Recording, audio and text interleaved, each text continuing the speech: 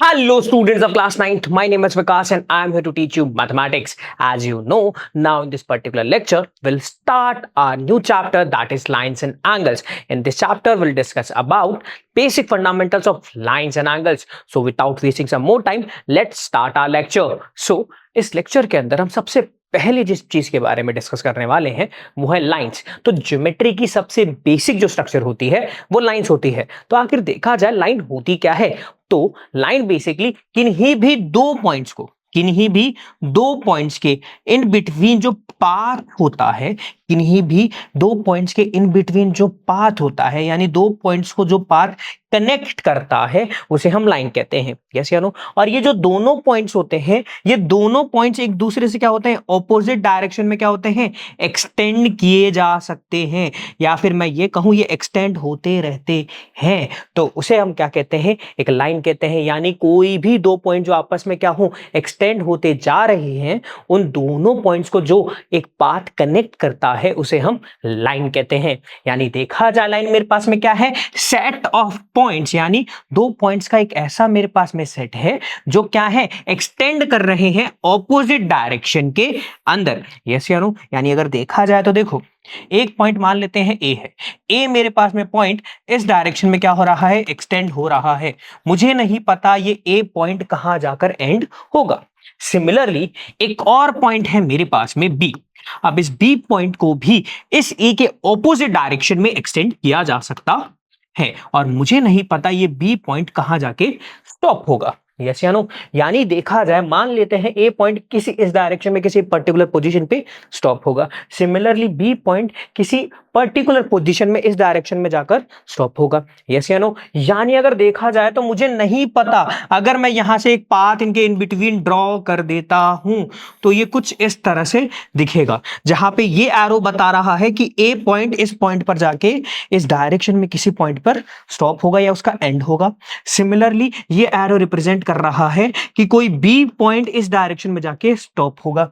Yes या no? और इन दोनों पॉइंट्स को जो पाथ कनेक्ट कर रहा है ये आपके पास में एक लाइन हुई। अब एक चीज अगर देखी जाए तो देखो, किसी भी लाइन के पास कोई एंड पॉइंट नहीं होता है, किसी भी लाइन के पास कोई भी एंड पॉइंट नहीं है। हमें नहीं पता ये लाइन कहां से स्टार्ट हो रही है, कहां से एंड हो रही है। क्यों? क्योंकि अगर हमें बताना है कोई लाइन कहां से स्टार्ट होती है और कहां पे एंड होती है, उसके लिए हमें एक स्टार्टिंग पॉइंट, यानी जहां से लाइन जनरेट होती है और जहां जाके लाइन टर्मिनेट होती है, वो पॉइंट्स हमें पता होने चाहिए। यानी किसी लाइन के पास अगर एंड पॉइंट्स नहीं है, यानी किसी भी पाथ के पास अगर एंड पॉइंट्स नहीं है, या किन्हीं भी दो पॉइंट्स के इन बिटवीन कोई एंड पॉइंट्स नहीं है, तो ऐसे ज्योमेट्रिकल स्ट्रक्चर को एक लाइन कहा जाता है। ये बात समझ में आई? तो अगर अब देखा जाए इस रेफरेंस में मुझे नहीं पता ए कहां स्टॉप हो रहा है, बी का मुझे पोजीशन नहीं पता, तो इन दोनों के इन बिटवीन की डिस्टेंस मैं बता सकता हूं क्या? बोला नहीं सर, कैसे बता सकते हो, सिंस ए पॉइंट तो आगे फर्दर क्या हो रहा है, एक्सटेंड होता ही जा रहा है, बी पॉइंट भी आगे फर्दर एक्सटेंड होता ही जा रहा है। यानी यहां पे जो मेरे पास में डिस्टेंस है वो कैसे डिस्टेंस इन दोनों पॉइंट के इन बिटवीन, बोला सर ये डिस्टेंस हम बता नहीं सकते, या तो आप इन्हें इनफाइनाइट डिस्टेंस कह दो, या आप यहां पे डिस्टेंस को डिटरमाइन नहीं कर सकते, यानी नॉट डिटर्मिनेबल। यस या नो? यानी कि किन्हीं भी, या मैं बोलूं किसी भी लाइन की आप डिस्टेंस, अगर मैं कह रहा हूं लाइन, तो किसी भी लाइन की डिस्टेंस को हम कभी भी बता नहीं सकते। यानी देखा जाए तो मेरे पास में कोई भी जो लाइन होगी वो क्या होती है, सेट ऑफ दो पॉइंट्स होते हैं जो एक्सटेंड किए जाते हैं ऑपोजिट डायरेक्शन के अंदर, और किसी भी लाइन के पास कोई भी एंड पॉइंट नहीं होते, और इन पॉइंट्स को हम इनडेफिनेटली, यानी मैं कहूं इनफाइनाइटली एक्सटेंड कर सकते हैं। तो ऐसा अगर आपको कोई स्ट्रक्चर दिखता है, ये होता है हमारे पास में एक लाइन का स्ट्रक्चर, जहां पे ए पॉइंट रिप्रेजेंट करता है कि ये पॉइंट का एंड पॉइंट क्या हो सकता है, ए, सेकेंड पॉइंट बी, और इन दोनों के इन बिटवीन अगर लाइन रिप्रेजेंट करते हैं तो ऐसे रिप्रेजेंट किया जाता है ए बी पे एक डबल एरो लाइन। क्या? एक डबल एरो लाइन। क्लियर है? ठीक है। अब अगर देखा जाए तो जरा समझो, अब इस लाइन के अगर मैं कुछ पार्ट्स करूं, यानी देखो ये मेरे पास में एक लाइन है, देखो बोथ साइड एरो है ना। अब इस लाइन के अगर मैं क्या कर दूं, दो टुकड़े कर दूं, क्या कर दूं, दो टुकड़े कर दूं, यानी इस लाइन को मैं क्या करता हूं, एक पॉइंट से काट देता हूं। जिस पॉइंट पे लाइन काटता हूं वो है सी पॉइंट। तो अब देखा जाए जैसे ही मैंने लाइन को काटा, मेरे पास लाइन के दो टुकड़े हुए। एक टुकड़ा हुआ मेरे पास में AC और दूसरा टुकड़ा मेरे पास में हुआ CB। यस या नो? अब अगर मैं इन दोनों टुकड़ों को ढंग से ऑब्जर्व करता हूं तो देखो यहां पे जैसे ही मैंने लाइन का एक टुकड़ा किया, यानी मैं बोल रहा हूं लाइन को मैंने डिवाइड किया, लाइन का मैंने पार्टीशन किया, तो मुझे लाइन के दो पीसेस मिले। क्या मिले? लाइन के दो पीसेस मिले। और अगर मैं ये कहूं कि ये जो मेरे पास में AC है ये पार्ट है पूरी AB लाइन का, ये पीस है पूरी AB लाइन का। यस या नो? सिमिलरली CB भी एक पार्ट है पूरी AB लाइन का। अब अगर आप इन पार्ट को ढंग से ऑब्जर्व करो, अगर आप इन पार्ट को ढंग से ऑब्जर्व करो तो क्या देखने को मिल रहा है कि सर देखो यहां पे ये जो C पॉइंट है ये तो फिक्स पॉइंट है, ये जो C पॉइंट है ये तो फिक्स पॉइंट है, और ये जो आप A पॉइंट देख रहे हो ना, देखो ये C पॉइंट से A पॉइंट के इन बिटवीन, तो देखो ये A पॉइंट तो आगे एक्सटेंड होता ही जा रहा है इस डायरेक्शन में। सिमिलरली CB की अगर बात करते हैं तो ये B पॉइंट आगे एक्सटेंड होता ही जा रहा है। बट अगर इन दोनों पार्ट को अगर रेफरेंस में देखूं तो देखो ये भी तो एक तरह की लाइन है, यस या नो? बट इस लाइन क्या मैं बोलूं, ये पार्ट ऑफ लाइन के अंदर मेरे पास में एक तो क्या है, फिक्स पॉइंट है, यस या नो? और एक पॉइंट मेरे पास में एक्सटेंड होता ही जा रहा है, यानी वो उसकी पोजीशन मुझे पता नहीं है। यस या नो? CB के अंदर भी यही रोल है। यस या नो? अब अगर देखा जाए तो आप मुझे बता सकते हो A और C के इन बिटवीन डिस्टेंस कितनी होगी? बोला सर A और C के इन बिटवीन डिस्टेंस भी इनफाइनाइट होगी या नॉन डिटर्मिनेबल होगी। क्यों? क्योंकि देखो सर C तो फिक्स पॉइंट है, यानी रेस कहां से स्टार्ट हो रही है मुझे पता है, बट ये एंड कहां पे होगा? ये देखो A की तरफ तो ये आगे मूव करता ही जा रहा है ना, ये तो पता नहीं कहां तक मूव करेगा, क्योंकि ये तो एक्सटेंडेबल है, वो भी कैसे? इनफाइनेटली। यस या नो? यानी C स्टार्टिंग पॉइंट तो पता है, पर कहां पे जाके एंड होगा ये हमें पता नहीं है। और जो भी मेरे पास में एंड होगा, अगर मुझे उनकी दोनों के पॉइंट्स की डिस्टेंस ही नहीं पता, यानी वो नॉन डिटर्मिनेबल है या फिर वो डिस्टेंस है वो इनफाइनाइटली वेरी लार्ज है। यस या नो?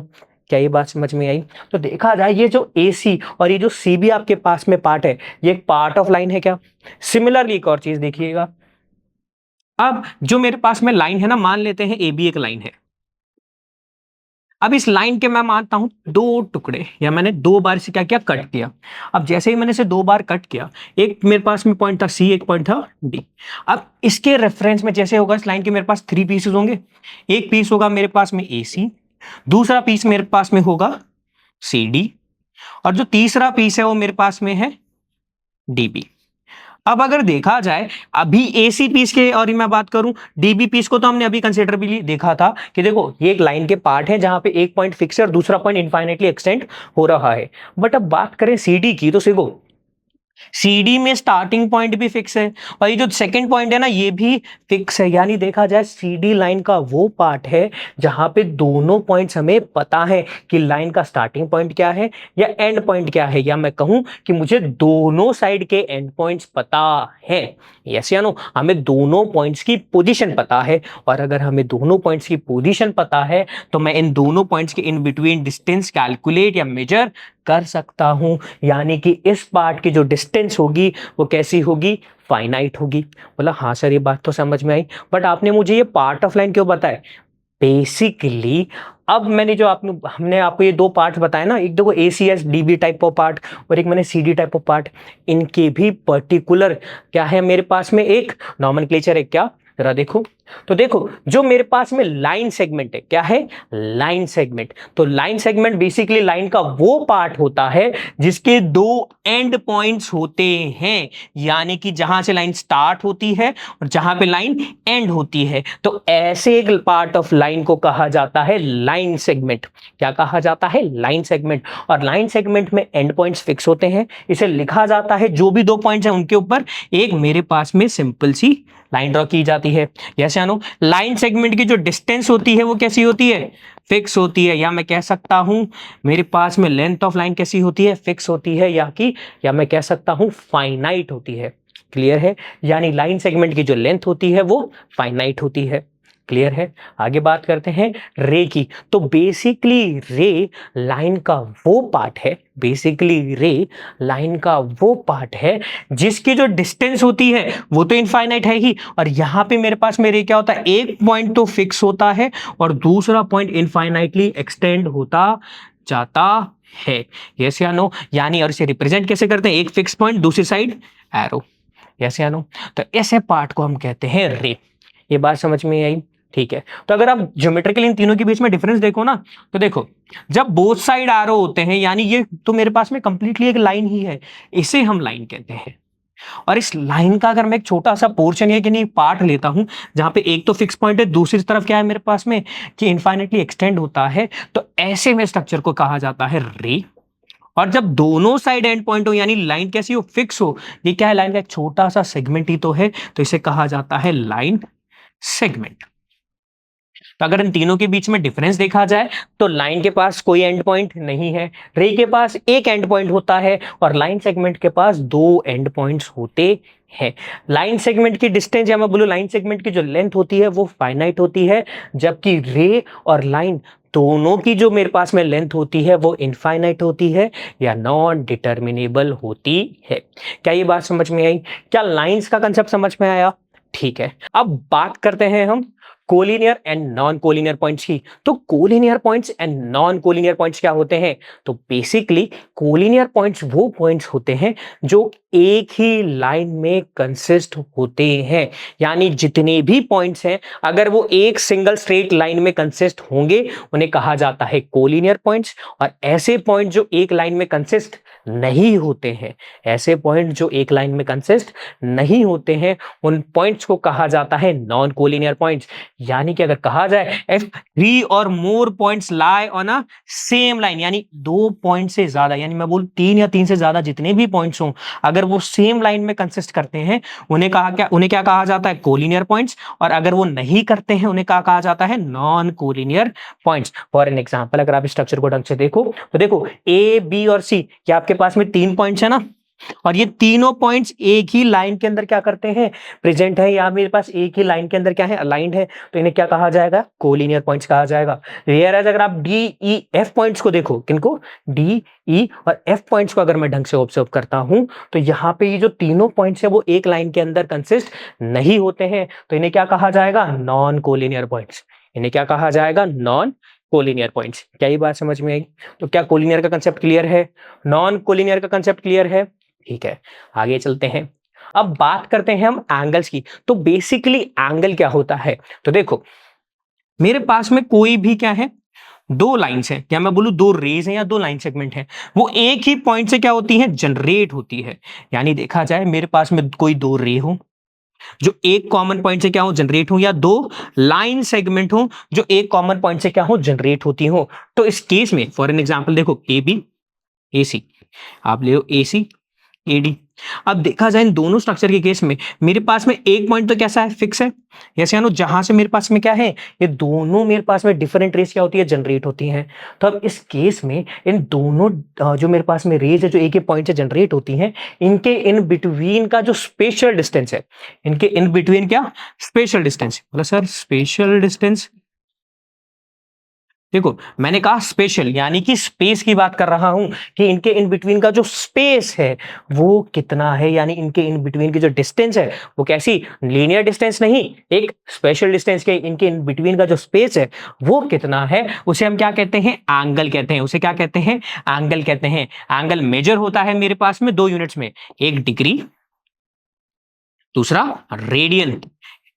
ये हमारे पास में कुछ मेजर यूनिट्स हैं जो हमें एंगल की देखने को मिलती हैं, एक है डिग्री, दूसरी है हमारे पास में रेडियन। अब अगर देखा जाए तो देखो एंगल क्या है मेरे पास में, एंगल फॉर्म कब होता है, जब दो लाइंस क्या होती हैं, सेम एंड पॉइंट से क्या होती हैं, जनरेट होती हैं, और टू डिफरेंट रेस क्या करती हैं मेरे पास में, उनके इन बिटवीन का जो स्पेस होता है उसे हम क्या कहते हैं, एंगल कहते हैं। यस या नो? अब अगर यहाँ पे देखा जाए तो देखो एक कॉमन वर्टेक्स है, दो डिफरेंट रेस निकली, और यहाँ पे इन बिटवीन जो स्पेस मेरे पास में जनरेट हो रहा है दोनों को, उनको अपन क्या कहते हैं, एंगल कहते हैं। इसे मेजर किया जाता है डिग्री और रेडियन में।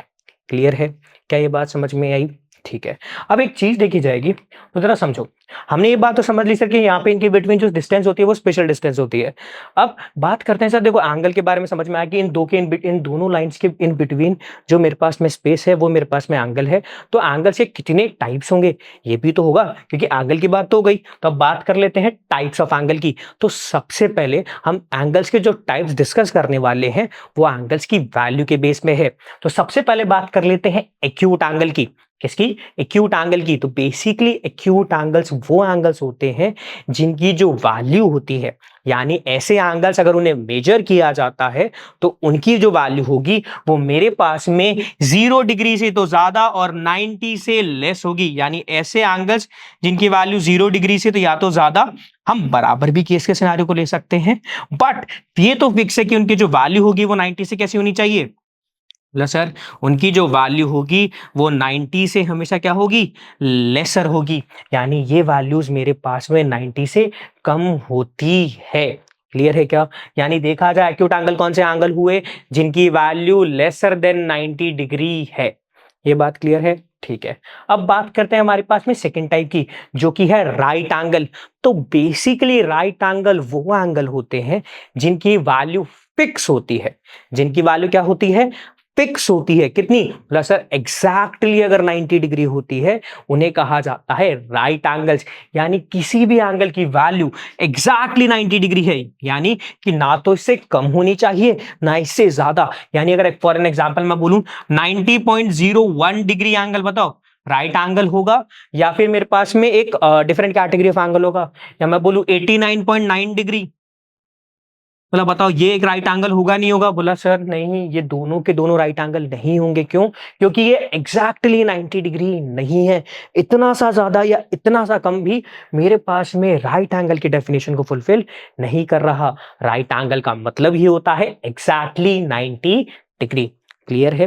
राइट एंगल को रिप्रेजेंट कैसे करते हैं? कोई भी दो लाइंस हैं मेरे पास में जो एक कॉमन पॉइंट से जनरेट होती हैं, तो उन आर्म्स के इन बिटवीन ऐसा एक स्ट्रक्चर रिप्रेजेंट किया जाता है। और इस साइन या सिंबल का किसी भी ज्योमेट्रिकल रिप्रेजेंटेशन के अंदर मतलब होता है कि जो एंगल है उसकी वैल्यू कितनी है?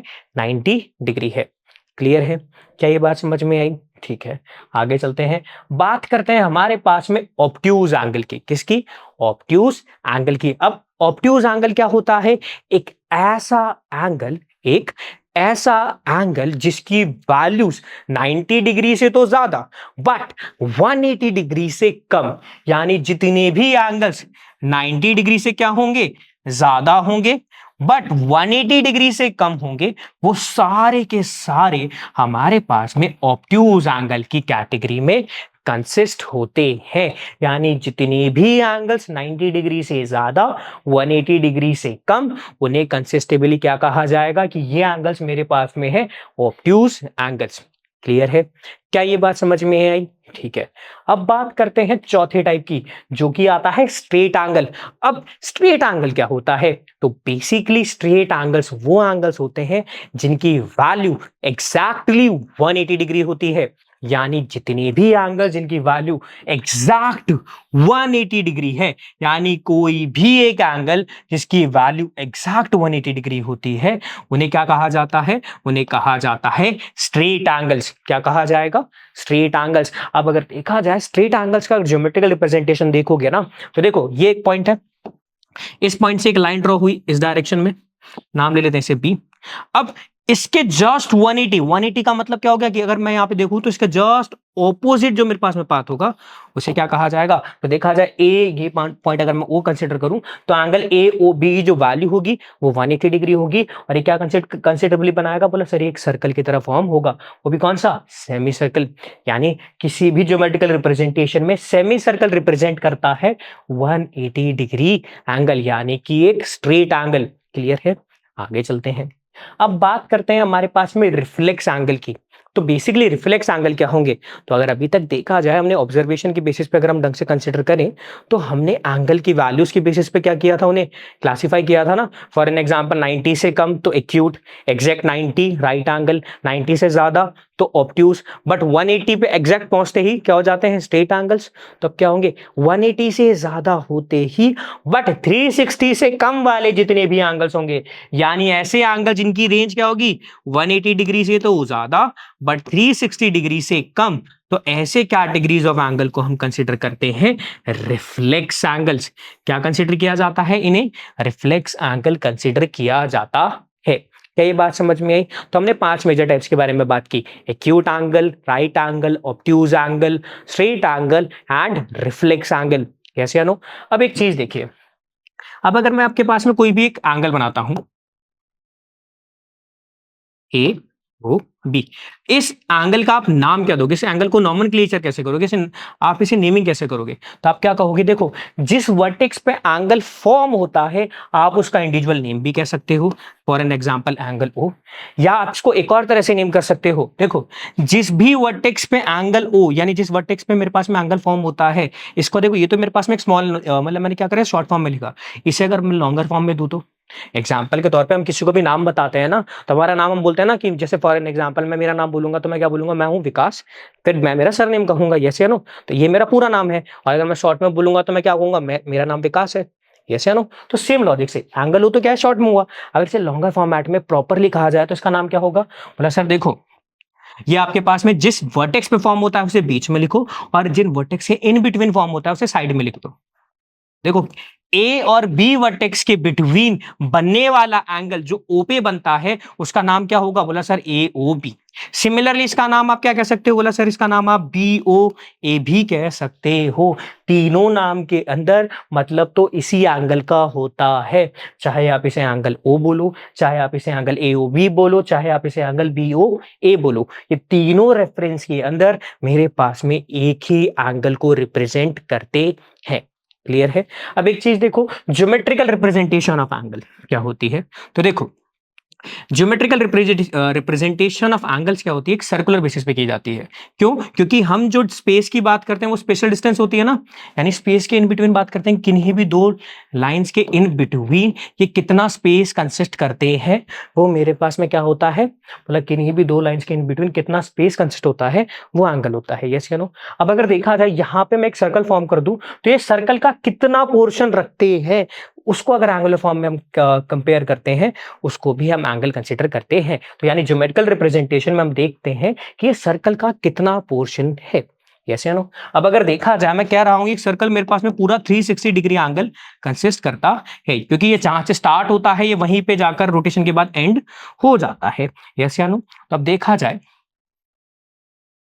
अगर देखें, आप अगर OA को आप रेडियस कंसीडर करो और इसे कोई भी लेंथ में आप क्या कर लो, ये मान लो आपके पास एक रेडियस की लाइन है, आपने कंसीडर ड्रॉ किया। अब देखा जाए ये जो आपने आर्क बनाया कैसे रिप्रेजेंट किया? आपने OA से OB के बिटवीन गए, तो ये आपके पास में क्या है? एंगल का फॉर्मेशन हो रहा है। तो आप इस तरह से इसे रिप्रेजेंट करोगे, यानी ये आपके पास में बेस हुआ और इसके रेफरेंस में जो सेकंड लाइन है वो इसके बाद रोटेट हो रही है। यानी अगर देखा जाए एक सर्कुलर फॉर्म के अंदर देखें तो देखो, ये आपके पास में बेस लाइन हुई OA, और उसके बाद में कुछ पॉइंट के डिस्टेंस पे आपके पास में OB है, यस या नो? तो अब देखा जाए ये जो स्पेस है मेरे पास में इन बिटवीन, चाहे आप ये कंसीडर करो, तो ये जो आपने स्पेस लिया है ये आपके पास में एंगल है। अब अगर देखा जाए, आप पूरे सर्कल का 1/4 पोर्शन ले लो, तो देखो 360 का 1/4 लोगे कितना होगा? बोला सर 360 का 1/4 लोगे 90 डिग्री होता है, यस या नो? यानी अगर देखा जाए, अगर इसे रोटेशन बेसिस पे देखो तो देखो, ये आपके पास में OA है, इसे बेस लूं, सीधा 1/4 पोर्शन में लगाऊं, यानी जस्ट 90 लूं तो एग्जैक्ट एक स्ट्रेट लाइन बनेगी, और ये आपके पास में 90 डिग्री होता है, यानी ये आपके पास में क्या है? एक राइट एंगल है। अब अगर इसका रोटेशन क्या हो, 90 से ज्यादा कर रहे हो, तो देखो रोटेशन कैसे करते हुए आ रहे थे हम, ये पॉइंट था, इसको आगे रोटेट किया, अब नेक्स्ट पॉइंट क्या होगा? इस 90 से जस्ट थोड़ा ज्यादा। तो अगर मैं ऑब्ट्यूज का ड्रॉ करूं तो ऑब्ट्यूज कैसे बनेगा? बोला सर ये मेरे पास में क्या हुई? बेस लाइन हुई, इसके रेफरेंस में मेरे पास 9 होनी चाहिए, तो ये तो 90 डिग्री का पोर्शन जा रहा है, देखो अब 90 से ज्यादा जाना चाहिए रोटेशन के लिए, तो मैं क्या करूंगा? थोड़ा सा ज्यादा ले लिया। तो ये जो आपके पास में स्ट्रक्चर बनता है, ये आपके पास में एक ऑब्ट्यूज एंगल का स्ट्रक्चर बनता है। अब अगर मैं आपको बोलूं एक स्ट्रेट एंगल बनाओ, क्या बनाओ? एक स्ट्रेट एंगल। तो स्ट्रेट एंगल बनने के लिए क्या होगा? जरा देखो, ये आपके पास में क्या हुआ? बोला सर ये तो आपके पास में 90 डिग्री हुआ। अब इसी लाइन के रेस्पेक्ट में एक और 90 डिग्री एंगल आप बना दोगे, तो बोला सर वो आपके पास में ये होगी। देखा जाए टोटल एंगल कितना बन जाएगा? बोला सर टोटल एंगल तो 180 बनेगा। और अगर आप देखो किन्हीं भी दो पॉइंट्स के इन बिटवीन वो एक दूसरे के कंप्लीटली ऑपोजिट है, तो एक सेमी सर्कल का फॉर्मेशन होता है, और इसी एंगल को हम क्या कहते हैं? एक स्ट्रेट एंगल कहते हैं। यानी किन्हीं भी लाइन पे अगर आपको ऐसा सेमी सर्कल ड्रॉ करता हुआ देखिए एक एंगल के डायग्राम में, तो आप समझ जाओ ये एंगल का मतलब है एक स्ट्रेट एंगल, यानी कि इस एंगल की वैल्यू है 180 डिग्री। क्लियर है?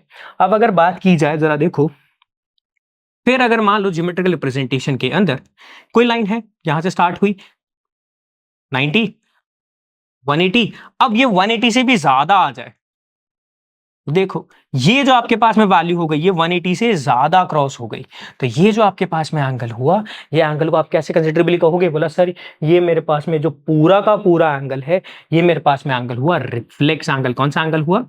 Reflex angle. क्लियर है? ठीक है। अब मैं आपको दो अलग टाइप ऑफ एंगल्स के बारे में और डिस्कस करते हैं, जैसे कि एक है 0 डिग्री एंगल, इसे हम कहते हैं जीरो एंगल।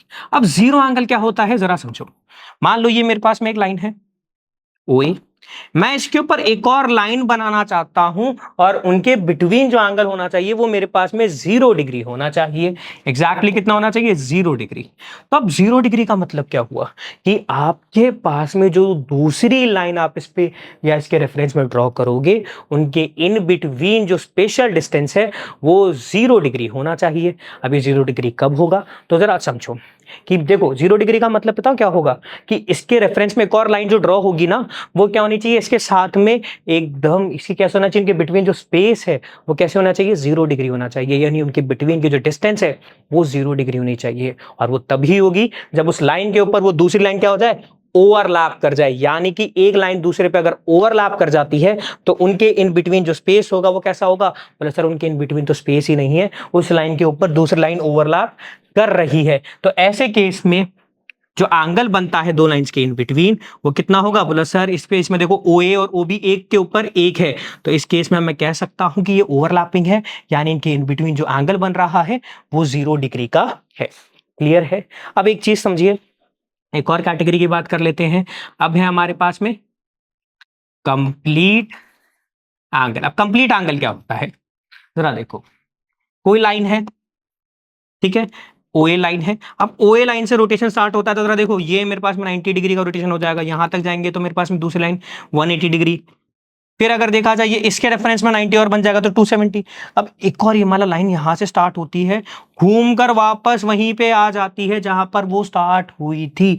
यानी अगर देखा जाए उसने पूरा कंप्लीट रोटेशन कर लिया, तो इस केस में जो एंगल बनता है दोबारा क्या होगा? लाइन पूरे रोटेशन के बाद एक दूसरे के ऊपर ओवरलैप कर रही है, यानी ये रोटेशन के बाद ओवरलैप होती है। तो इस केस में देखा जाए जब पूरा सर्कल बन जाता है किन्हीं भी दो लाइंस के इन बिटवीन के स्पेशल डिस्टेंस को रिप्रेजेंट करने के लिए, तो उसे कहा जाता है कंप्लीट एंगल। और इस एंगल की वैल्यू कितनी हो जाएगी? बोला सर 360 डिग्री। कितनी होगी?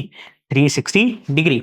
अब एक मेजर बात है, जरा ढंग से देखो, ये आपके पास में कोई लाइन है, ये आपके पास में कोई दूसरी लाइन है। क्लियर है? अब अगर देखा जाए ये आपके पास में कौन सा एंगल है? बोला सर ये मेरे पास में एक रिफ्लेक्स एंगल होगा। यस या नो? और अगर आप यहाँ पे अंदर छोटा सा देखो तो बोलोगे सर ये तो मेरे पास में एंगल क्या होगा? अगर यहाँ से रिप्रेजेंटेबली देखें तो ये जो पूरा रिफ्लेक्स एंगल है और ये पोर्शन में कंप्लीट कर दूं तो ये पूरा कंप्लीट एंगल बन जाएगा क्या? यस या नो? यानी देखा जाए ये तो मेरे पास में रिफ्लेक्स एंगल हुआ है ना, और ये जो मेरे पास में अंदर की तरफ एंगल है ये मेरे पास में एक एक्यूट एंगल नहीं होगा क्या? बोला हाँ सर होगा, क्योंकि ये तो मेरे पास में 90 डिग्री से कम ही है। यस या नो? यानी ये एंगल की वैल्यू क्या होगी? Lesser than 90 degree. अब अगर देखा जाए इस फॉर्म में, अगर मैं ढंग से सोचूं तो reflex angle plus acute angle, क्या कि किसी भी एक्यूट एंगल के अंदर रिफ्लेक्स एंगल जोड़ दिया जाए वो क्या होगा? वो एक कंप्लीट एंगल फॉर्म करेगा। बोला सर इसका मतलब क्या हुआ? जरा समझो। तो इसका मतलब ये हुआ कि देखो अगर आप कोई भी एंगल बनाते हो, ये देखो ये एक एक्यूट एंगल है ना। अब अगर आप देखो ये एक्यूट एंगल है, ये तो आपने एक्यूट को क्या दिया? नोटिस किया। बट यहीं पे अगर आप नोटिस करो, मैं अगर इसी दो लाइन के इन बिटवीन का रिफ्लेक्स एंगल को और कंसीडर कर लूं तो देखो इन दोनों लाइंस का रिफ्लेक्स एंगल, यानी देखा जाए किन्हीं भी दो लाइन के ऊपर एक्यूट एंगल साथ के साथ उसका रिफ्लेक्स एंगल एक साथ बनता है। क्यों? आपने पॉइंटर दिया, आपने एक इनवर्ड दिया और आपने दूसरी तरफ देखा आउटवर्ड, तो पूरा जो एंगल बनता है वो तो कंप्लीट एंगल है। और इन दोनों को अगर जब आप ऐड कर लेते हो तो आपके पास में कंप्लीट एंगल फॉर्म हो जाएगा। यानी हमारे पास में फॉर्मूला बना कि कंप्लीट एंगल क्या होगा? किन्हीं भी दो लाइन के इन बिटवीन का एक्यूट एंगल प्लस उनका रिफ्लेक्स एंगल, उनको सम करोगे तो आपके पास में कंप्लीट एंगल बनता है। क्लियर है? क्या एंगल्स का कंसेप्ट क्लियर हुआ? ये बात समझ में आई? तो ये सारी बात की हमने केवल इंडिविजुअल वैल्यू के बेसिस पे हमने एंगल्स के टाइप्स बताए। अब बात करते हैं हमारे पास में पेयर्स ऑफ एंगल की। तो देखा जाए मेरे पास में चार पेयर ऑफ एंगल्स को हम डिस्कस करने वाले हैं। पहला है कॉम्प्लीमेंट्री एंगल्स। क्या मैं बोलूं? ऐसे एंगल जो कॉम्प्लीमेंट्री पेयर हो। दूसरा है मेरे पास में सप्लीमेंट्री एंगल्स, ऐसे एंगल्स जो सप्लीमेंट्री पेयर हो। तीसरा है मेरे पास में एडजेसेंट एंगल्स, और चौथा है लीनियर पेयर ऑफ एंगल्स। तो ये 4 पेयर ऑफ एंगल्स है, यानी यहाँ पे ये एंगल जो मेरे पास में कैटेगरी है, या मैं बोल रहा हूं यहाँ पे मैं टाइप्स ऑफ एंगल की ही बात कर रहा हूं, बट अब मैं बात कर रहा हूं पेयर के अंदर, यानी कि दो एंगल्स के एक साथ, ना कि इंडिविजुअली। तो अब देखा जाए, मैं पहले पेयर ऑफ एंगल की बात करता हूं, जो कि है मेरे पास में कॉम्प्लीमेंट्री एंगल। तो बेसिकली कॉम्प्लीमेंट्री एंगल्स वो एंगल्स होते हैं, कॉम्प्लीमेंट्री एंगल्स वो एंगल्स होते हैं कि किन्हीं भी दो एंगल्स का सम, किन्हीं भी दो एंगल्स का सम अगर राइट एंगल हो जाता है, किन्हीं भी दो एंगल्स का सम अगर राइट एंगल हो जाता है, यानी कि 90 डिग्री हो जाता है, उन्हें कहा जाता है कॉम्प्लीमेंट्री एंगल्स। अब ऐसा जरूरी नहीं है कि वो दोनों एंगल्स एक ही मेरे पास में ज्योमेट्रिकल स्ट्रक्चर में एग्जिस्ट करते हो, नहीं। मेरा मतलब ये है कि कोई भी आप दो एंगल लाओ, उन दोनों एंगल्स को ऐड करो, चाहे वो एक कोई दूसरी शेप से लो, दूसरा किसी दूसरी शेप से लो, या आप एक ही शेप से ले लो, उससे कोई फर्क नहीं पड़ रहा। बट अगर आपके पास में कोई दो एंगल्स हैं, उनकी वैल्यूज को अगर आप ऐड कर दो, कितने एंगल्स, दो से ज्यादा नहीं, किन्हीं भी दो एंगल्स को आपस में ऐड कर दो और उनकी वैल्यू 90 डिग्री हो जाती है, तो उन दोनों एंगल्स को कहा जाता है कॉम्प्लीमेंट्री एंगल्स, जहां पे एक एंगल दूसरे एंगल का क्या है, कॉम्प्लीमेंट्री पेयर है। यानी अगर इसे देखा जाए, जो इसे मैथमेटिकली समझा जाए, तो देखो मेरे पास एक एंगल है x, एक एंगल है y। तो जब एंगल x प्लस y मैं करता हूं, तो इनका सम अगर 90 डिग्री आ जाता है, तो मैं एंगल x एंड y को, दोनों एंगल्स को मैं क्या कहूंगा कि ये दोनों के दोनों एंगल्स मेरे पास में कॉम्प्लीमेंट्री एंगल्स हैं। कैसे एंगल्स हैं, कॉम्प्लीमेंट्री एंगल्स हैं, जहां पे x का कॉम्प्लीमेंट, यानी मैं बोलूं x का कॉम्प्लीमेंट कौन होगा, x का कॉम्प्लीमेंट वो एंगल होगा जो x को कॉम्प्लीमेंट्री पेयर में कंसिस्ट करता हो, और हमारे केस में ये y है। देखो x को अगर मैं y से जोड़ दूंगा तो 90 डिग्री बनता है ना, तो x का कॉम्प्लीमेंट क्या होगा, y। सिमिलरली y का कॉम्प्लीमेंट क्या होगा, बोला सर y का कॉम्प्लीमेंट होगा x। यस या नो। अब अगर इन्हें मैथमेटिकली आपको नंबर न्यूमेरिक वैल्यू देना चाहो तो ले सकते हो, लाइक फॉर एन एग्जांपल 30 और 60 कॉम्प्लीमेंट्री पेयर है, 45 और 45 कॉम्प्लीमेंट्री पेयर है, 20 एंड 70 कॉम्प्लीमेंट्री पेयर है। यानी किन्हीं भी दो एंगल्स का अगर सम आप करते हो, वैल्यू 90 डिग्री हो गई, तो ये दोनों एंगल्स कैसे हो जाएंगे, कॉम्प्लीमेंट्री पेयर हो जाएंगे। बट अगर इनका सम कॉम्प्लीमेंट्री नहीं होता, यानी इनका सम की वैल्यू क्या बोलूं, 90 डिग्री नहीं होती, फॉर एन एग्जांपल 40 एंड 70 लो, क्या ये कॉम्प्लीमेंट्री पेयर है, बोला नहीं सर, 40 प्लस 70 तो 110 होता है, बट ये कॉम्प्लीमेंट्री फिर नहीं होगा। यानी देखा जाए तो किन्हीं भी दो एंगल्स को ऐड करो, सम 90 डिग्री हुआ, तो ये दोनों एंगल्स होंगे कॉम्प्लीमेंट्री एंगल्स। क्या ये बात क्लियर है, ठीक है। तो जैसे हमने कॉम्प्लीमेंट्री एंगल्स को डिस्कस किया, सेम फंडामेंटल पे है मेरे पास में सप्लीमेंट्री एंगल्स। अब सप्लीमेंट्री एंगल्स क्या होते हैं, ऐसे एंगल्स जिनके सम, यानी मैं कह रहा हूं कोई भी दो एंगल लो, उन्हें आपस में ऐड करो, कोई भी दो एंगल्स लो, उन्हें आपस में ऐड करो, और उनका सम अगर 180 डिग्री हो जाता है, तो उन्हें सप्लीमेंट्री एंगल्स कहा जाएगा। अब एक बात समझिए, जरूरी नहीं है कि ये दोनों एंगल्स मेरे पास में क्या होने चाहिए, एक ही शेप से कंसिस्ट होने चाहिए। ये एक ही सेम शेप से भी हो सकते हैं, डिफरेंट शेप से भी हो सकते हैं। बट हमारी जो सप्लीमेंट्री की कंडीशन है, वो बस ये कहती है क्या, कि इनका जो सम है वो 180 डिग्री होना चाहिए। किसी शेप से हो, सेम शेप से हो, उससे कोई भी लेना देना नहीं है। सप्लीमेंट्री एंगल्स होने के लिए बस उनका सम 180 डिग्री होना चाहिए। यानी कि मेरे पास अगर कोई एंगल x है, कोई एंगल y है, और इन दोनों को अगर ऐड कर दूं, सम 180 डिग्री हो जाता है, तो एंगल x और y मेरे पास में सप्लीमेंट्री एंगल्स होंगे। क्लियर है। यानी देखा जाए कॉम्प्लीमेंट्री एंड सप्लीमेंट्री एक जैसे ही हैं, बस कॉम्प्लीमेंट्री में सम 90 होता है और सप्लीमेंट्री में सम 180 डिग्री होता है। क्या ये बात समझ में आई, तो यानी supplementary pair of angles clear हुए। अब बात करते हैं एडजेसेंट एंगल्स की। तो एडजेसेंट एंगल्स क्या होते हैं, तो बेसिकली समझो मेरे पास में कोई एक वर्टेक्स है, ठीक है। इस वर्टेक्स से मेरे पास में क्या हुई, दो आर्म्स निकले, ठीक है, ओ ए ओ बी, यस या नो। इनके इन बिटवीन मेरे पास में कोई एंगल बन सकता है, यस या नो। अब एक चीज देखो, ओ ए है ना, ओ ए ओ बी, मेरे पास में क्या है, दो मेरे पास में साइड्स हैं, यस या नो। अब अगर देखा जाए, मैं एक और इनके बिटवीन साइड बना देता हूं, इनके बिटवीन एक और साइड बना देता हूं, जिसे मैंने कह दिया ओ डी, क्लियर है। अब एक चीज आप ढंग से ऑब्जर्व करो, मैं बात कर रहा हूं एंगल AOD की, किसकी बात कर रहा हूं, एंगल AOD की, और बात कर रहा हूं एंगल BOD की, यानी मैं बात कर रहा हूं इस एंगल की, साथ के साथ मैं बात कर रहा हूं इस एंगल की। अब इन दोनों एंगल्स को अगर आप ढंग से ऑब्जर्व करो तो ये दोनों एंगल्स के अंदर मेरे पास में एक तो कॉमन वर्टेक्स है, इन दोनों एंगल्स के लिए जो कॉमन वर्टेक्स है वो O है, यस या नो। एक इनके बिटवीन एक कॉमन आर्म है, यानी देखा जाए इनके बिटवीन एक कॉमन साइड है, यस या नो, कॉमन साइड हो, जो कि हमारे केस में है OD, यस या नो। और दो डिफरेंट आर्म्स हो, क्या हो, दो डिफरेंट आर्म्स हो,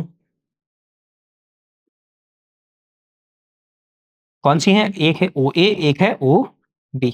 तो ये इस केस में जो एंगल्स बनते हैं कि जिनके पास क्या हो, कॉमन वर्टेक्स हो, एक कॉमन आर्म हो और दो डिफरेंट आर्म हो, तो जब ऐसे केस में दो एंगल्स बनते हैं उन एंगल्स को कहा जाता है एडजेसेंट एंगल्स। उन्हें क्या कहा जाता है, एडजेसेंट एंगल्स। और अगर मैं आप इसे और सिंपलीफायर वे में कहूं, और भी सिंपलियर वे में कहूं, तो देखो कोई भी दो एंगल्स अगर नेबरिंग एंगल्स हैं, क्या है, कोई भी दो एंगल्स अगर नेबरिंग एंगल्स हैं, देखो जस्ट इसके टच में एक और एंगल है, यस या नो, तो देखो ये दोनों एंगल्स कैसे हो जाएंगे, एडजेसेंट हो जाएंगे। क्यों, क्योंकि ये एक दूसरे के कैसे हैं, नेबर हैं, जस्ट बगल वाला पड़ोसी, यस या नो। यानी कोई भी दो एंगल्स हो वो क्या हो, एक दूसरे के नेबर हो, यानी कि पड़ोसी हो, तो उन दोनों एंगल्स को हम क्या कहेंगे, नेबरिंग एंगल्स कहेंगे। या मैं कह सकता हूं उनका जो एक्चुअल नेम होगा उन्हें क्या कहा जाएगा, उन्हें कहा जाएगा एडजेसेंट एंगल्स। यानी अगर देखा जाए तो देखो ये वर्टेक्स हुआ, एक एंगल ये है, एक एंगल ये है, तो ये दोनों एंगल्स कैसे हुए, बोला सर ये दोनों के दोनों एंगल्स आपके पास में एडजेसेंट एंगल्स हुए। सिमिलरली अगर मैं आपके सामने ड्रॉ करूं तो देखो एक एंगल ये, एक एंगल ये, और एक और एंगल हम ड्रॉ कर लेते हैं ये, ठीक है, BCA और D। अब एक बात बताओ, OA एंड OD अगर आप ढंग से ऑब्जर्व करो तो देखो मैं एक एंगल की बात कर रहा हूं, एंगल COA की, किसकी बात कर रहा हूं, एंगल COA की, और अब मैं बात कर रहा हूं एंगल BOD की, यानी मैं इस एंगल की और एंगल BOD की बात कर रहा हूं। क्या ये दोनों एंगल एडजेसेंट हो सकते हैं, बोला ये दोनों एंगल सर कैसे एडजेसेंट होंगे, ये दोनों एंगल्स तो नेबरिंग एंगल्स नहीं है, तो ये दोनों तो एडजेसेंट नहीं है। बट वेयर एज अगर मैं बात करूं किसकी, एंगल BOC की, किसकी बात करूं, BOC की, तो देखो BOC के लिए देखो ये दोनों भी एडजेसेंट है और ये दोनों भी एडजेसेंट हैं। तो देखा जाए एंगल COA और BOC आपस में एडजेसेंट हैं, एंगल BOC और BOD भी आपस में एडजेसेंट है, but COA and BOD adjacent नहीं है। क्यों नहीं है, क्योंकि ये दोनों मेरे पास वर्टेक्स है वो नेबरिंग नहीं है। अब बोलोगे सर एडजेसेंट एंगल्स ये क्यों नहीं हुए, तो जरा देखो आप, अगर आप एंगल COA और BOD को कंपेयर करोगे ना तो देखो इनके बिटवीन कॉमन वर्टेक्स तो है, वर्टेक्स तो कॉमन है,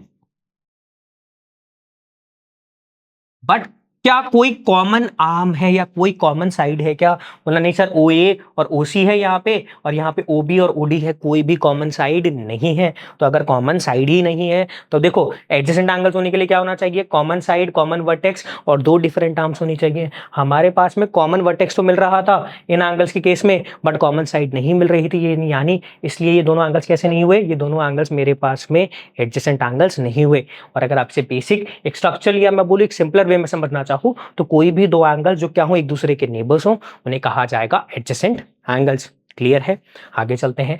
अब बात करते हैं हमारे पास में एक और सिंपल सी प्रॉपर्टी की, क्या कि कोई भी दो एडजेसेंट एंगल्स हैं, कोई भी दो एडजेसेंट एंगल्स हैं तो आप उन्हें ऐड करके एक बिगर एंगल फॉर्म कर सकते हो। क्या, जरा देखो ये कुछ इस तरह से था, एक एंगल मेरे पास में बन रहा है ABC, क्या है एंगल ABC। अब देखा जाए इस ABC एंगल को अगर मैं ढंग से ऑब्जर्व करूं तो ABC एंगल में दो एडजेसेंट एंगल्स हैं, एक एंगल है मेरे पास में ABD और दूसरा जो मेरे पास में एंगल है वो मेरे पास में है DBC।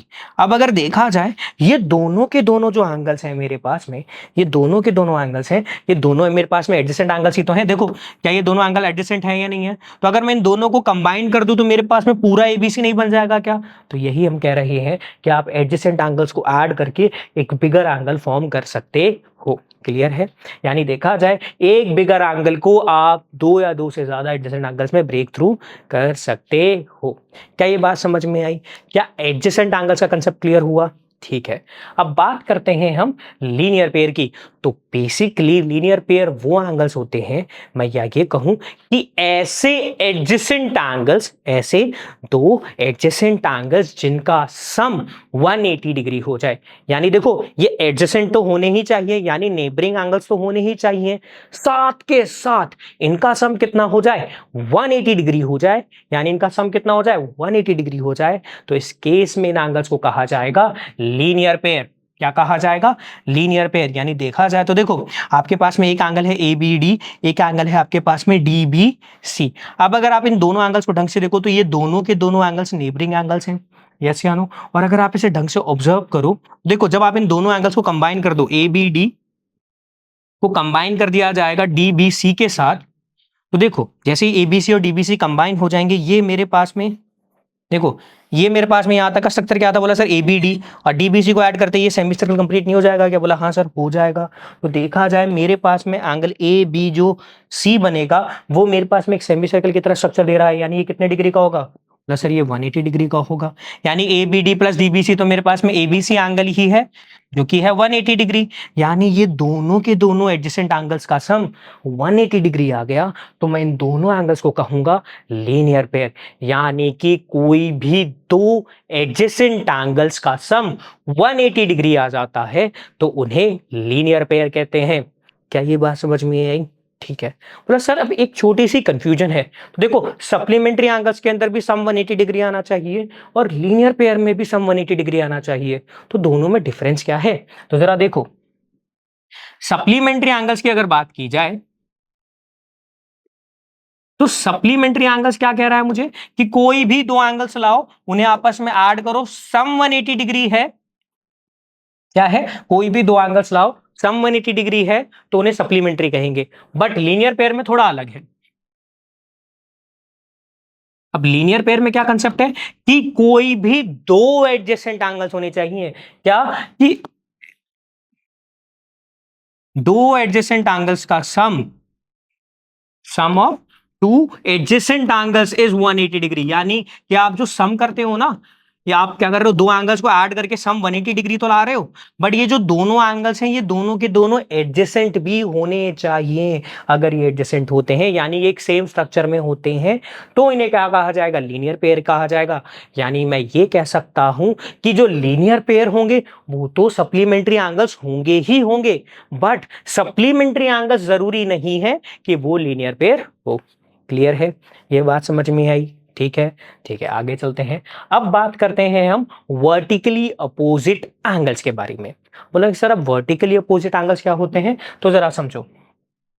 कोई दो लाइंस है, एक लाइन है मेरे पास में, मान लेते हैं AC, ठीक है, एक और लाइन है मेरे पास में CD। अब ये दोनों लाइंस एक दूसरे को क्या करती हैं, एक पॉइंट पर इंटरसेक्ट कर देती हैं। यानी ये दोनों पॉइंट्स के पास में, या मैं बोलूं ये दोनों लाइंस के पास में एक कॉमन पॉइंट है O, जो मेरे पास में CD लाइन में भी है। देखो CD लाइन में भी एक पॉइंट O है ना, और AB जो लाइन है ना उसमें भी मेरे पास में एक पॉइंट O है। अब इन दोनों लाइनों के पास एक कॉमन पॉइंट होने की वजह से ये दोनों लाइन एक दूसरे को क्या करती हैं, ओ पॉइंट पर इंटरसेक्ट करती हैं, यानी कि मीट कर जाती हैं। तो ये दोनों लाइंस क्या होती हैं? इंटरसेक्टिंग लाइंस होती हैं। तो ये दोनों इंटरसेक्टिंग लाइंस की वजह से मेरे पास में कुछ एंगल्स फॉर्म हो रहे हैं। जरा देखो, एक एंगल है AOD, एक एंगल है BOC, एक एंगल है मेरे पास में COD, और एक एंगल है मेरे पास में AOC। तो इसे एंगल 1 कह लेते हैं, इसे एंगल 2, इसे एंगल 3, इसे एंगल 4।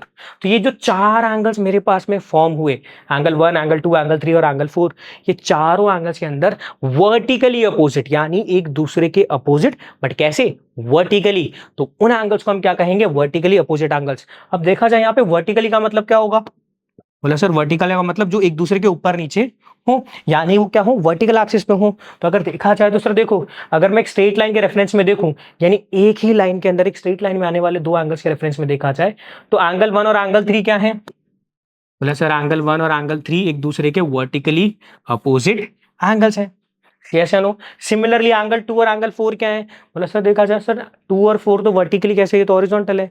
नहीं बालक, क्योंकि हमें नहीं पता कि हमारा पॉइंट ऑफ व्यू क्या है। अगर मैं स्ट्रक्चर को थोड़ा सा रोटेट कर दूं ना, स्ट्रक्चर को मैं क्या कर दूं, थोड़ा सा रोटेट कर दूं, तो देखो जैसे ही मैंने स्ट्रक्चर को क्या करा, थोड़ा सा रोटेट कर दिया, तो ये पॉइंट बन जाएगा डी, ये बन जाएगा सी, ये बन जाएगा ए, ये बन जाएगा बी। यस या नो। और ये आपके पास में जाएगा 2। ओके, तो ये देखो अब 2 और 4 क्या हो गए? बोला सर अब 2 और 4 आपके पास में वर्टिकली हो गए। यानी क्या किया, जब आपने इस पॉइंट ऑफ व्यू से देखा तो आपके लिए 1 और 3 थे, बट जब आपने ऐसे पॉइंट ऑफ व्यू से देखा तो आपके लिए 4 और 2 क्या हो गए? वर्टिकली अपोजिट एंगल हो गए।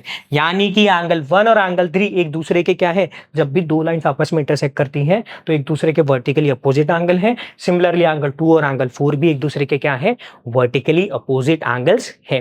क्या ये बात समझ में आई? ठीक है, अब बात करते हैं आगे। अब देखो जाए तो देखो, अगर कोई दो लाइंस क्या करती हैं, एक दूसरे को इंटरसेक्ट करती हैं, और जिस पॉइंट पे इंटरसेक्ट करती हैं ये दोनों जो मेरे पास में वर्टिकली अपोजिट एंगल्स बनते हैं। देखो इस केस में अगर देखो, हमने अभी देखो स्ट्रक्चर देखा ना, अब देखा जाए ये दोनों एंगल्स भी एक दूसरे के क्या है, वर्टिकली अपोजिट एंगल हैं, और ये दोनों एंगल्स भी एक दूसरे के क्या है, वर्टिकली अपोजिट एंगल है। क्यों? क्योंकि हमें नहीं पता कि हम किस पॉइंट ऑफ व्यू की बात कर रहे हैं। अगर मैं यहाँ पे इस पॉइंट ऑफ व्यू से देखूं तो ये दोनों एंगल आपस में क्या हो जाएंगे, वर्टिकली अपोजिट एंगल्स होंगे। बट अगर मेरा पॉइंट ऑफ व्यू इस डायरेक्शन से है तो ये जो दोनों एंगल्स होंगे ये कैसे होंगे मेरे लिए, वर्टिकली अपोजिट एंगल्स होंगे। क्लियर है? क्या ये बात समझ में आई? ठीक है, अब अगर देखा जाए तो देखो मेरे पास में AOC और BOD ये जो दो पेयर बनते हैं ना मेरे पास में, देखो AOC और BOD यानी कि ये दोनों पेयर भी वर्टिकली पेयर है, ये वर्टिकली अपोजिट एंगल्स का पेयर है। और ये जो दो पेयर बन रहे हैं ना मेरे पास में AOD और BOC, ये भी मेरे पास में वर्टिकली अपोजिट एंगल्स का पेयर होता है। यस या नो? यानी कि ये जो चारों एंगल्स हैं, ये जो आमने सामने वाले जो एंगल्स होंगे ना, जस्ट आमने सामने वाले एंगल्स के सारे एंगल्स कैसे होंगे, वर्टिकली अपोजिट एंगल्स होंगे। क्लियर है? क्या ये बात समझ में आई? ठीक है, आगे चलते हैं। अब बात करते हैं इंटरसेक्टिंग लाइंस की। अब इंटरसेक्टिंग लाइंस क्या होती हैं? तो बेसिकली मेरे पास में कोई भी दो लाइंस हैं, कोई भी दो लाइंस हैं, इन दो लाइनों के पास अगर एक कॉमन पॉइंट होता है तो ये दोनों लाइंस उस पॉइंट पर क्या करती हैं, मीट कर जाती हैं। तो ऐसी केस में ऐसी स्ट्रक्चर ऑफ लाइन को कहा जाता है, यानी ऐसी दो पेयर ऑफ लाइंस को कहा जाएगा इंटरसेक्टिंग लाइंस। यानी इंटरसेक्टिंग लाइंस मेरे पास में क्या होंगी कि मेरे पास में क्या हो, कोई भी दो लाइन जो एक दूसरे को क्रॉस करती हो किसी एक पर्टिकुलर पॉइंट पे, उन्हें क्या कहा जाएगा मेरे पास में, intersecting lines. For an example PQ एक लाइन थी और RS एक लाइन थी, ये दोनों लाइंस मेरे पास में O पॉइंट पे इंटरसेक्ट करती हैं, तो O मेरे पास में होगा इंटरसेक्टिंग पॉइंट। O क्या होगा मेरे पास में, इंटरसेक्टिंग पॉइंट। और PQ1 RS जो लाइन है वो होंगी इंटरसेक्टिंग लाइंस। क्लियर है? क्या ये बात समझ में आई? ठीक है, आगे चलते हैं। अब बात करते हैं हम पैरेलल लाइंस की। तो बेसिकली पैरेलल लाइंस यानी मैं कहूं नॉन इंटरसेक्टिंग लाइंस। क्या? Non intersecting lines. अब देखो पेयर ऑफ लाइंस के अंदर हमने दो बात की, पहले बात करी हमने इंटरसेक्टिंग लाइंस की, अब बात कर रहे हैं हम नॉन इंटरसेक्टिंग लाइंस की। अब नॉन इंटरसेक्टिंग लाइंस क्या होंगी मेरे पास में, पैरेलल लाइंस। तो बेसिकली कोई भी दो लाइंस हो, क्या हो, कोई भी दो लाइंस हो, एक लाइन मान लेते हैं PQ, एक लाइन मान लेते हैं RS। अब ये जो दोनों लाइंस हैं, ये दोनों लाइंस के इन बिटवीन कोई भी कॉमन पॉइंट नहीं हो, और ये जो दोनों लाइंस है ना मेरे पास में कोई कॉमन पॉइंट नहीं हो, और इनके इन बिटवीन कभी भी कोई कॉमन पॉइंट ना होने की वजह से ये दोनों लाइंस कभी एक दूसरे से मीट ना करें, चाहे आप इन्हें कितना भी आगे फर्दर एक्सटेंड कर लो, चाहे आप इन्हें आगे कितना भी फर्दर एक्सटेंड कर लो। तो ऐसे केस में लाइंस को क्या कहते हैं हम, नॉन इंटरसेक्टिंग लाइंस। अब एक चीज समझिए, अगर ये दोनों लाइंस के इन बिटवीन कभी भी कोई कॉमन पॉइंट नहीं है तो इसका रीजन क्या है, देखो कोई भी ये जो मेरे पास में पैरेलल लाइंस होती है ना, तो इनके इन बिटवीन जो परपेंडिकुलर डिस्टेंस होती है किन्हीं भी दो पॉइंट्स के इन बिटवीन, यानी देखा जाए आप कोई भी दो पॉइंट ले लो, चाहे आप यहाँ पे परपेंडिकुलर डिस्टेंस मेजर कर लो, चाहे आप यहाँ परपेंडिकुलर डिस्टेंस मेजर कर लो, चाहे आप यहां पे इनकी परपेंडिकुलर डिस्टेंस मेजर कर लो स्केल रख के, तो अगर आप चेक करोगे यहां पे आप किन्हीं भी दो पॉइंट्स के इन बिटवीन इस पूरे लाइन के अंदर परपेंडिकुलर डिस्टेंस को जब मेजर करते हो तो ये कैसी आती है हमारे पास में, कांस्टेंट आएगी। कैसी आएगी? कांस्टेंट आएगी, और अगर ये कांस्टेंट आएगी यानी इनके बिटवीन की जो स्पेस है, परपेंडिकुलर जो डिस्टेंस है, वो अगर फिक्स है, यानी ये दोनों लाइंस क्या है मेरे पास में, फिक्स है। फॉर एन एग्जांपल तेरा देखो, मैंने एक पेंसिल रख रखी है, क्या मेरे ये दोनों हाथ कभी मिल सकते हैं? बोला नहीं सर, क्योंकि आपके इन बिटवीन तो क्या आपने पेंसिल रख ली है। अब ये चाह कर भी नहीं मिल सकते, क्योंकि इनके इन बिटवीन आपने ये पेंसिल जैसी डिस्टेंस है ना, फिक्स है, परपेंडिकुलरली डिस्टेंस फिक्स है। तो आपने चाहे कितना भी आगे एक्सटेंड कर लो, पीछे एक्सटेंड कर लो, इनके इन बिटवीन की जो डिस्टेंस है वो कैसी है हमारे पास में, कांस्टेंट हो गई। तो ऐसे केस में ये जो दोनों लाइंस हैं वो मेरे पास में क्या होती हैं, परपेंडिकुलर लाइंस होती हैं। ये बात समझ में आई क्या? परपेंडिकुलर लाइंस क्या होती हैं, और इन्हीं लाइंस को हम क्या कहते हैं, पैरेलल लाइंस होगी। यानी देखा जाए कोई भी दो लाइंस है वो आपस में इंटरसेक्ट नहीं करती हैं, इनके बिटवीन परपेंडिकुलर डिस्टेंस कांस्टेंट रहती है, तो ऐसे केस में इन लाइंस को क्या कहा जाता है, ऐसे केस में इन लाइंस को कहा जाता है पैरेलल लाइंस। क्या ये बात समझ में आई? ठीक है, तो क्या पैरेलल लाइंस का कंसेप्ट क्लियर है? ओके, अब आगे चलते हैं। तो देखा जाए, अब बात करते हैं हम एक एग्जाम की। छोटी सी एग्जाम है जो हमें बेसिकली पता है। अब एग्जाम्स क्या होते हैं, ऐसे यूनिवर्सल ट्रूथ जो हमें हमारे सेंस से पता है कि ये ट्रू ही होते हैं। क्या कि कोई भी मेरे पास में रे है जो किसी लाइन पे क्या करती है, स्टैंड करती है, तो जो उनके सम ऑफ एडजेसेंट एंगल्स होंगे वो क्या होंगे, 180 डिग्री होंगे। क्या कह रहा है, देखो ये मेरे पास में एक स्ट्रेट लाइन है, मान लेते हैं ये मेरे पास में ए बी क्या है, एक स्ट्रेट लाइन है, और अब इस ए बी पे मैं एक और रे बनाता हूं किसी भी पॉइंट से। मैंने मान लो ओ बी मैंने क्या बनाई, ओ सी मैंने एक रे बना दी। क्या बना दी, ओ सी मैंने एक रे बना दी। सिंस ये एक स्ट्रेट लाइन है और यहां से एक रे जनरेट होती है किसी भी एक पॉइंट से, तो देखो यहां पे कुछ एंगल फॉर्म हुए। तो ये जो दोनों एंगल्स हैं ये दोनों एडजेसेंट एंगल्स हैं, और देखा जाए ये थे तो मेरे पास में एक स्ट्रेट लाइन ही ना, तो देखा जाए इन दोनों का जो सम होगा, यानी एंगल ए ओ सी और एंगल बी ओ सी का जो सम होगा वो कितना होगा। बोला सर ये दोनों का सम होगा मेरे पास में 180 डिग्री। कितना होगा, 180 डिग्री। ये मुझे एक्सियम 6.1 कहती है। क्लियर है? आगे चलते हैं। अब बात करते हैं एक्सियम 6.2 की। अब एक्सियम 6.2 क्या कहती है कि मेरे पास में कोई दो एडजेसेंट एंगल्स हैं। क्या है, कोई दो एडजेसेंट एंगल्स हैं। अब अगर देखा जाए तो यहाँ पे अगर आप चेक करो, ये एंगल x है, ये एंगल y है, और अगर आप कोई ये देखो ये दोनों एंगल्स कैसे हैं, एक दूसरे के एडजेसेंट है, और अगर इनका सम 180 डिग्री आ जाता है, यानी कि किन्हीं भी दो एडजेसेंट एंगल्स का सम अगर 180 डिग्री आ गया, देखो इन दोनों को अगर आप आपस में मर्ज कर दोगे तो बताओ कैसा स्ट्रक्चर दिखेगा। बोला सर आपको अब दिखेगा ए ओ बी। यानी देखा जाए किन्हीं भी दो एडजेसेंट एंगल्स को आप ऐड कर दो और 180 डिग्री एंगल बन जाता है। तो इस केस में जो आपके पास में लाइन है ना ए ओ बी, ये क्या होगी, बोला सर ये आपके पास में एक स्ट्रेट लाइन फॉर्म करती है। यानी कि किसी भी मेरे पास में दो एडजेसेंट एंगल्स का सम 180 डिग्री हो जाता है, तो ये जो एडजेसेंट एंगल जिन लाइंस पे बनते हैं, यानी इनकी जो नॉन कॉमन आर्म है, देखो यहाँ पे नॉन कॉमन आर्म क्या है, ओ ए एंड ओ बी, तो इनके बिटवीन 180 डिग्री का एंगल बन रहा है ना, तो ये जो नॉन कॉमन आर्म वाले वर्टेक्स हैं ये क्या फॉर्म करेंगे, एक स्ट्रेट लाइन फॉर्म करेंगे। ये एक्सियम 6.2 कहती है कि एडजेसेंट एंगल्स का सम 180 डिग्री हुआ तो जिस लाइन पे एडजेसेंट एंगल्स बनते हैं वो पूरी लाइन क्या होगी, एक स्ट्रेट लाइन होगी। क्लियर है? ठीक है। सो देखा जाए इस पूरे वीडियो में हमने क्या देखा, इस पूरे वीडियो में हमने लाइंस के बेसिक फंडामेंटल्स को अच्छी तरह समझा, हमने एंगल्स के बेसिक फंडामेंटल्स को अच्छी तरह समझा, साथ के साथ हमने पेयर ऑफ एंगल्स को डिस्कस किया, हमने पेयर ऑफ लाइंस को डिस्कस किया, और इनके रेफरेंस में कुछ एक्सियम्स को देखा, और इनके पूरे बेसिक फंडामेंटल को अच्छी तरह समझ लिया है। और अगर हमने इनको अच्छी तरह समझा है तो कुछ असेसमेंट के क्वेश्चंस हो जाएं, तो जरा देखते हैं। अब बात की जाए तो हमारे पास में पहला असेसमेंट का क्वेश्चन क्या है कि द कॉम्प्लीमेंट्री एंगल ऑफ 30, कि 30 का कॉम्प्लीमेंट्री एंगल क्या होगा। तो कॉम्प्लीमेंट्री एंगल्स क्या होते हैं, जिनका सम कितना हो जाए, 90 डिग्री। अब मुझे बोल रहा है कि 30 का कॉम्प्लीमेंट्री एंगल क्या होगा, यानी किसी भी एंगल में क्या करूं मैं, 30 ऐड करता हूं तो सम 90 होना चाहिए। तो बताओ 30 में कौन सा एंगल ऐड करूं कि 90 हो जाए। बोला सर 90 माइनस 30 कर दो, जो कि हो जाएगा 60 डिग्री। कितना हो जाएगा, 60 डिग्री। और वायर मेरे पास में क्या हो जाएगा, ये हो जाएगा मेरे पास में एक, क्या हो जाएगा 60 डिग्री, मेरे पास में 30 डिग्री का क्या होगा, कॉम्प्लीमेंट्री पेयर होगा। चलते हैं नेक्स्ट क्वेश्चन की ओर। नेक्स्ट क्वेश्चन क्या है कि अगर पेयर ऑफ एंगल उनका सम कितना हो जाए, 180 डिग्री हो जाए, यानी किन्हीं भी दो एंगल्स का सम अगर 180 डिग्री होता है, किन्हीं भी दो एंगल्स, एक ऐसा पेयर है जिनका सम कितना हो जाए 180 डिग्री हो जाए, तो उन्हें क्या कहेंगे, क्या वर्टिकली अपोजिट एंगल्स कहेंगे, नहीं। क्या कॉम्प्लीमेंट्री एंगल्स कहेंगे, नहीं। क्या एडजेसेंट एंगल्स कहेंगे, नहीं। क्या सप्लीमेंट्री एंगल्स कहेंगे, बिल्कुल, कि किन्हीं भी दो एंगल्स का सम अगर 180 डिग्री होता है तो उन्हें सप्लीमेंट्री पेयर कहा जाता है।